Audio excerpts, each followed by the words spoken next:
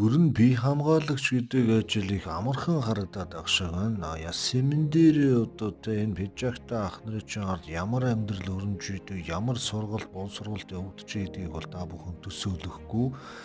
Ерөнхийдөө юу яадаг шүү. Бие хамгаалагч гэдэг одоо мэрэгжилтэй бие бялдар царай зүс техникийн ур чадвараас гадна ёс зүй бас нөхцөл байдалд хувирах тэр чадвар хүний одоо потенциалыг шаардсан мэрэгжил гэдгийг та бүхэн ойлгох хэрэгтэй.